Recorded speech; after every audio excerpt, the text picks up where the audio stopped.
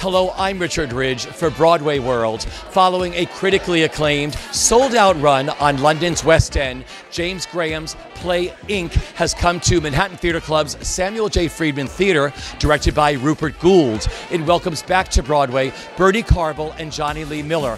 And I caught up with the company on opening night just minutes after the opening night curtain rang down.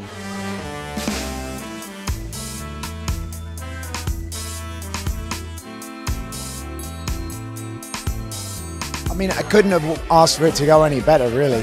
I haven't done a play in like 10 years because I've been doing a TV show. It didn't really give me the time or the energy to do it. And, you know, that was what I wanted to do, was go do a play. And the most incredible play fell into my lap with the most incredible production team and the most incredible director and the most incredible cast. So, you know... pinch me. And I love the fact that he was knocked down, got back up again. He was a working class guy that made it in he was a very intelligent man, and I don't know, I think he ended up making some dubious choices perhaps, but you know, I like in the character in the play is all I can really speak to. I can't really speak to Larry Lamb, the man himself. He's a hard man to research actually, but I love the story. And showing that arc of you start off really rooting for these guys, and then things sort of take a dark turn. So I like that. Even before I read it, I wanted to do it because James rang me up. We were talking about something else, and he rang me and said, "I think I've done this play about Rupert Murdoch, and I think Rupert's going to offer you the part." And I thought, okay. I got excited, put it that way. I think I told you my father and his father and his father were all journalists on Fleet Street, so it's kind of ink's in my veins. And you know, even before reading it, I thought, well, that's a good idea. You know, make a play about the origins of Rupert Murdoch's empire. And then I read it, and the opening scene, you know, James writes plays like he writes, you know, it's like writing music. I feel about acting, to me it is very kind of musical. There's a rhythm and something about the way he puts thoughts together. It's music to me. Before the resonance of what's happening today with power and with politics and with the news, it was always as a self-contained story. How did the lowest selling newspaper in England become the biggest selling paper in the world in the course of a couple of years, and to translate the lessons of that to what's happening now in our modern media, whether it's Fox News, whether it's the Sun newspaper, and you know what the decisions that people made in these rooms in this play 50 years later led to Donald Trump being in the White House. And we try not to necessarily make it too polemic and comment too much on that, but it's about going, something was set in train here by this man and by these people that changed politics in the UK with Brexit, and politics here with Trump. And I think to go back to the origins of that is a really useful exercise. I love James's writing. I think he has this wonderful gift for making people laugh. And I suppose I'm really drawn to stories about the conflict between men.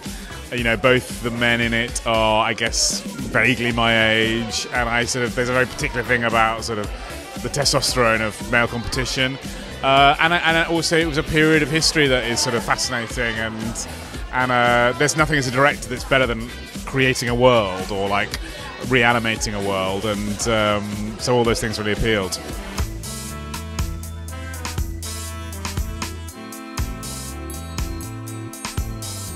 It's been a master class, it's been a ball, it's been a party, it's been just a bunch of people dedicated and showing up early and doing the work. Everything you could ask for. Yeah, the play is on its face a fantastically written play. So the joy of it has been putting, you know, like getting it up and putting it out there. And Rupert has been fantastic with us. You know, it hasn't been a recreation; it's been a creation with this show, and that has been a real treat. Yeah, the work was so great that it just felt like suddenly we had our show. You know, I feel like sometimes you can see the build up to the end and like having a finished product, but it felt like we were just still playing and working. And all of a sudden, we were in previews and we had a show, and it was like, oh, I guess we've done it. But the play continues. It's been a great experience. You're all making your Broadway debuts. What does tonight mean to the three of you? Oh my gosh, everything. It's like a dream, and I didn't think I would ever get a chance to do this. So for me, it's not even a dream that I had, but a dream that I never thought possible ever. So. No, it is a dream since I was a 6-year-old. This is like the culmination of everything. It's amazing. And for you tonight? I mean, it's literally I've died and gone to heaven. So yeah. It's a great company. I mean, we all love each other, right? Do we? Yeah, absolutely. Yeah? This really is one of the best companies I've ever worked with, ever. I do any play. Yes. With this group. Absolutely. We're doing Charlie's Aunt next month, and they're playing both the aunts. Yeah. Okay, you're working with one of the finest directors. What are you pulling out of your wallet? Well, I just was going to give the boys some money for saying that they would work with me again. You've only got $1 I get there. a single. Look at that.